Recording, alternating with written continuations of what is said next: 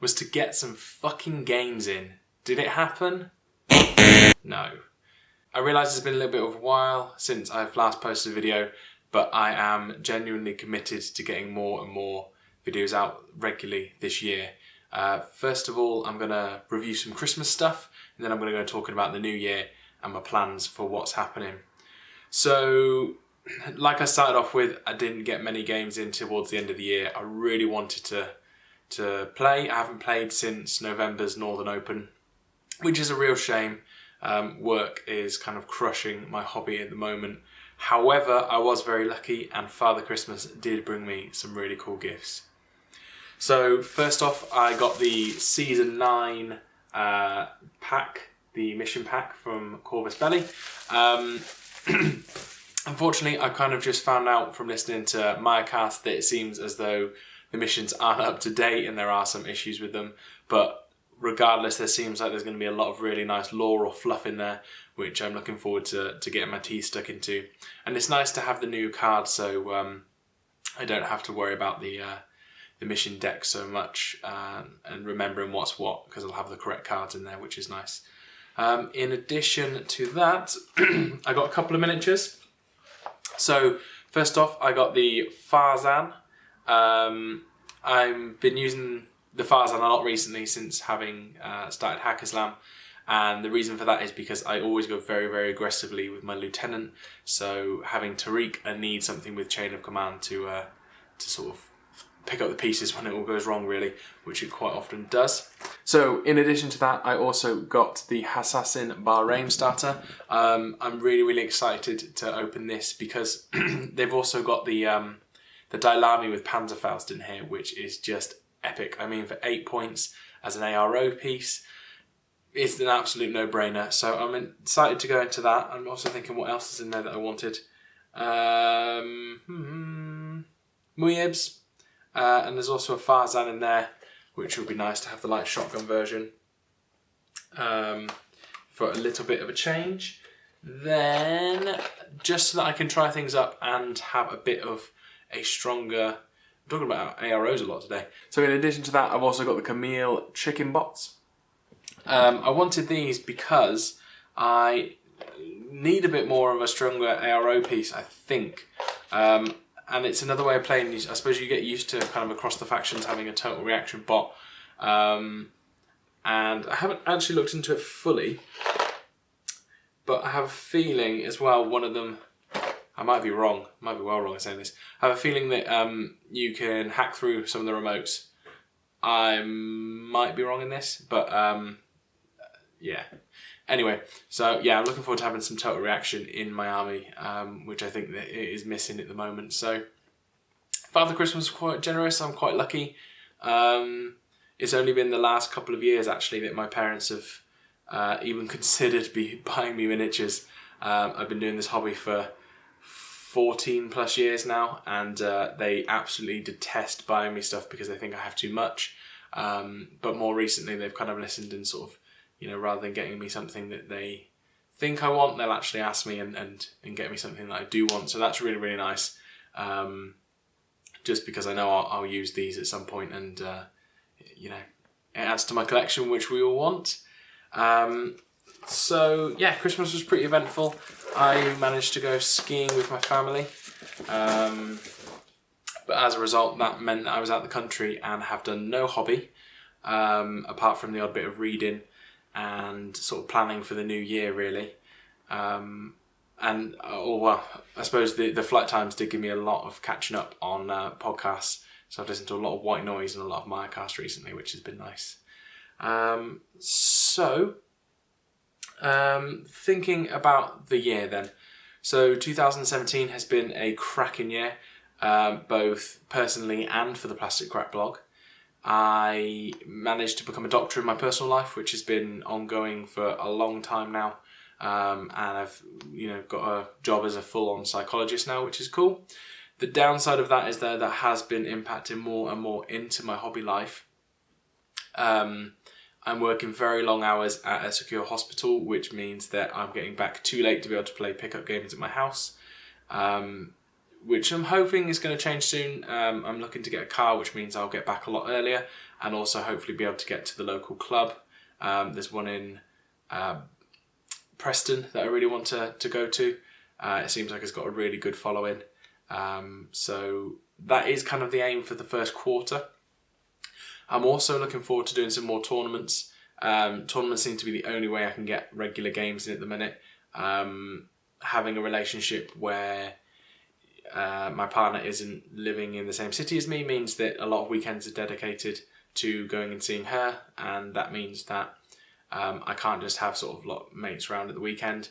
So tournaments are the main way that I get games in, and I'm really excited to that.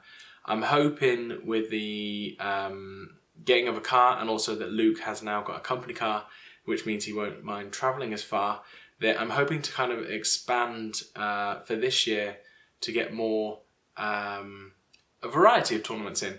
So there are some really far ones away from me, such as the Boys in Scotland hold one. There's the Totally Crit Open. There's the Masters in Birmingham. So I kind of want to expand that reach a bit more, just to meet more players who I don't actually get to see that often, but I have met before, and also see, meet some new people, which would be really exciting. The other day I was looking at whether or not Gen Con could be a possibility, but having looked at the flights, they're sort of over 1,500 quid just for flights alone, let alone entry, food and hotel. That's going to be off the cards for a few years, I think, unfortunately. But that'd be really nice to go to. So really, I think if we're doing resolutions, I think my resolution for this year is to get more games in.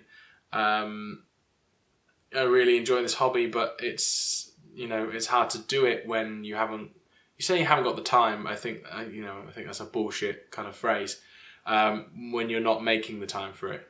And as a result, it means that the Plastic Crack blog has kind of taken a little dip, because it's hard to record videos about the hobby when you're not hobbying.